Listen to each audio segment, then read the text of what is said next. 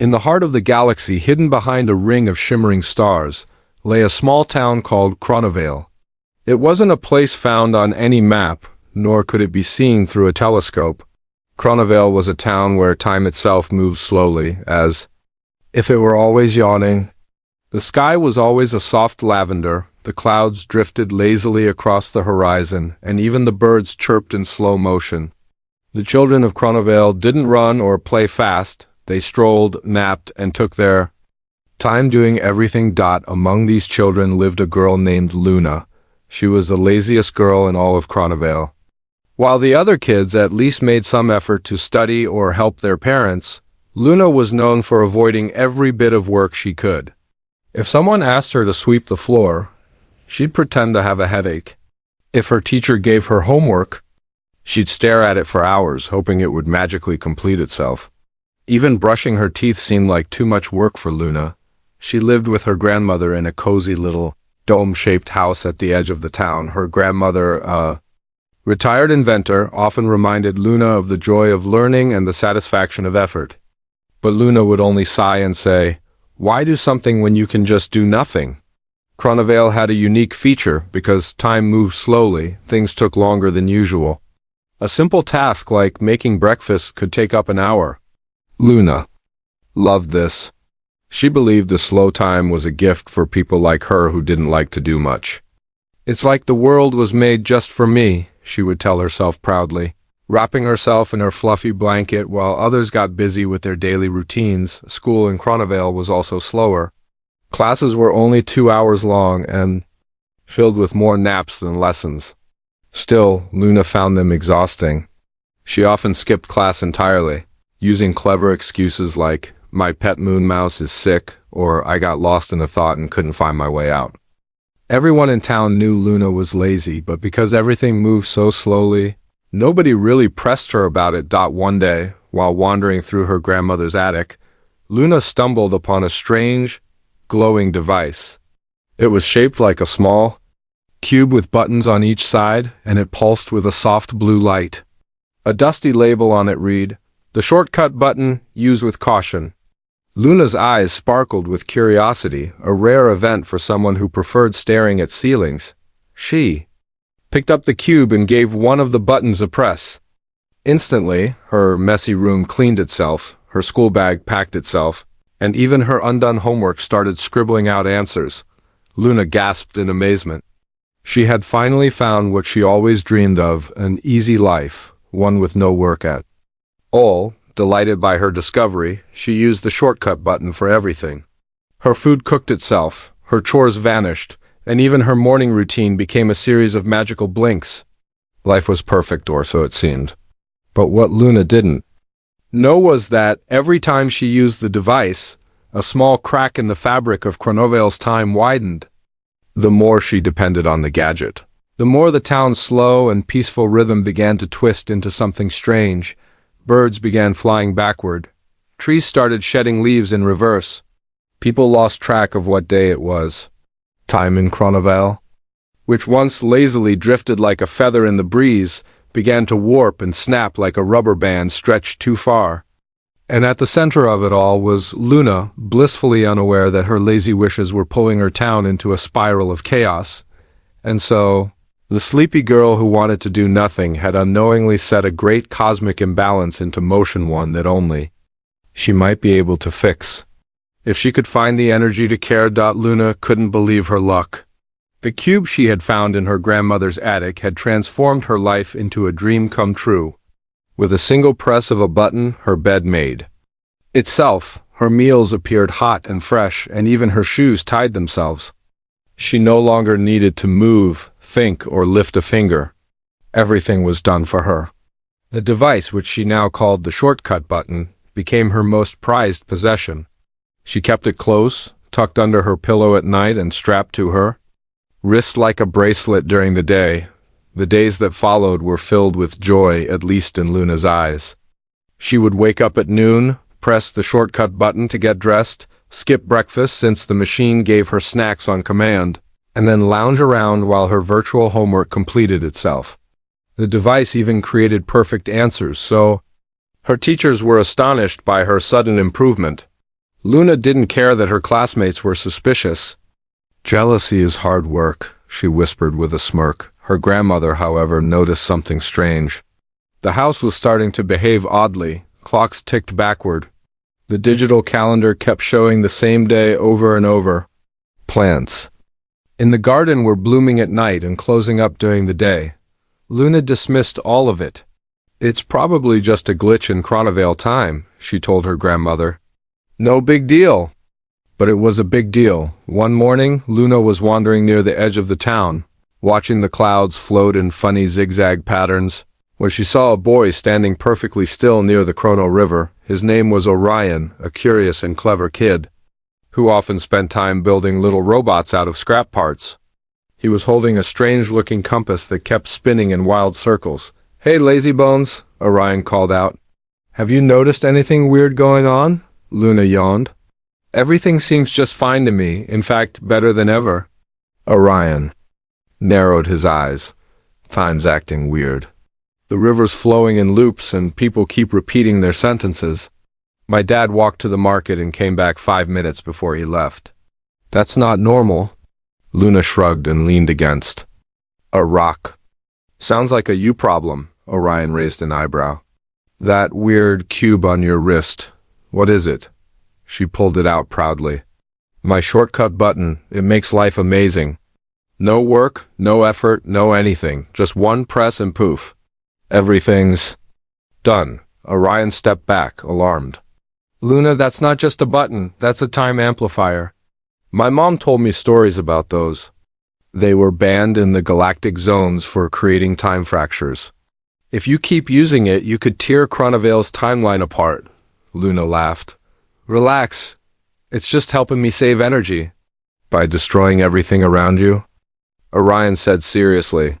Haven't you noticed the animals acting strange? The birds are chirping songs in reverse. The town's time core, yes, we have one is overheating.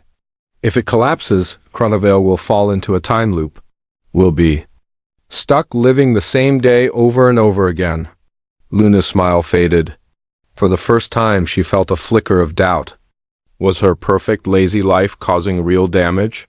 That night, back in her room, Luna stared at the glowing cube. It hummed softly, pulsing with blue light, almost like it had a heartbeat. She looked around. Her books were floating mid-air, stuck between turning pages. Her room clock blinked every number at once. The window showed both sunrise and sunset at the same time. She clutched the device, unsure of what to do. The shortcut button had given her everything she wanted: comfort, ease, escape from effort. But now it seemed to be taking away something. Greater? Her town? Her time? Her reality? And in that quiet moment, Luna realized something terrifying. Sometimes, shortcuts lead you far from where you're meant to go. The next morning, Luna awoke to find her world twisted in unsettling ways. The ceiling of her room showed the stars of midnight, while her digital clock blinked 6 a.m., 6 p.m., and 3:33 all at once. The walls gently pulsed with light, and her bed floated just a few inches off the ground, bobbing like a boat on a slow motion. Ocean. For a second she thought she was dreaming, but this was no dream.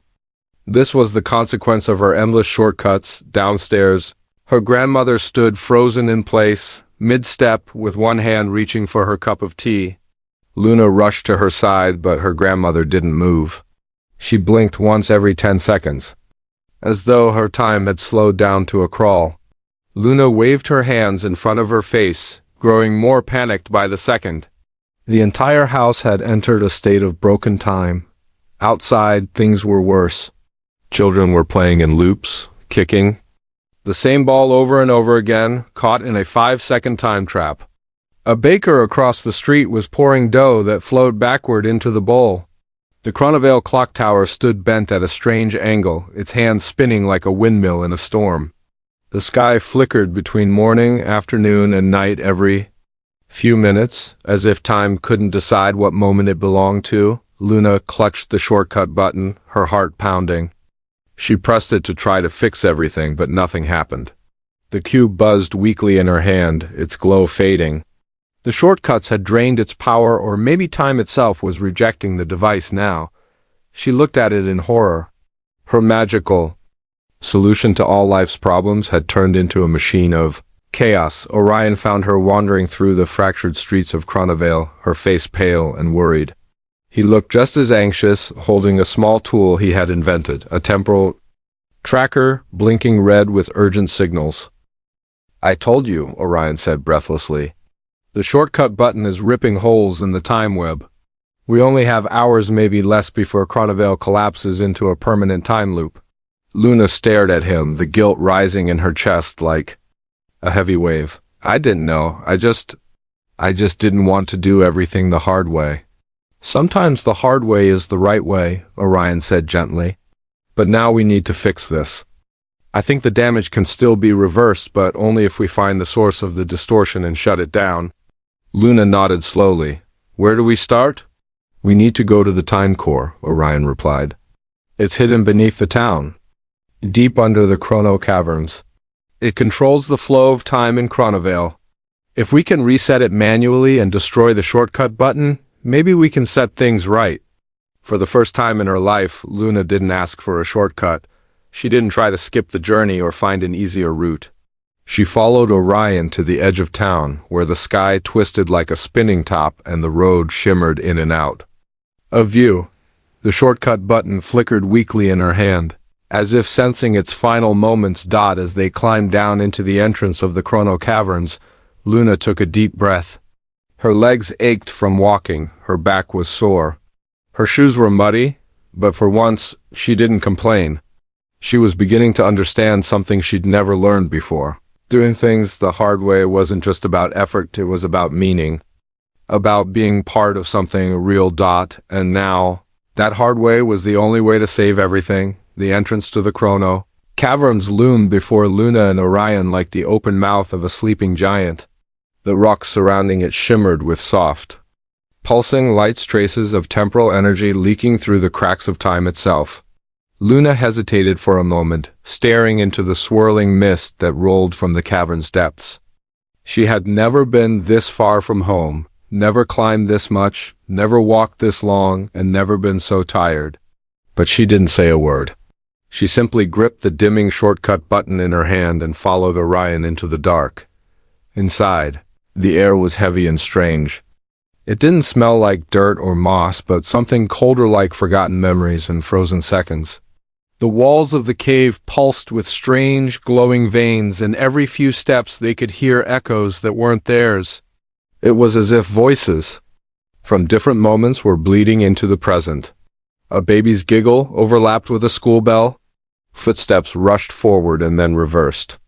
Time was no longer behaving normally. They reached a wide platform deep inside the cavern, where the time core shimmered like a giant spinning crystal orb, suspended between three silver beams.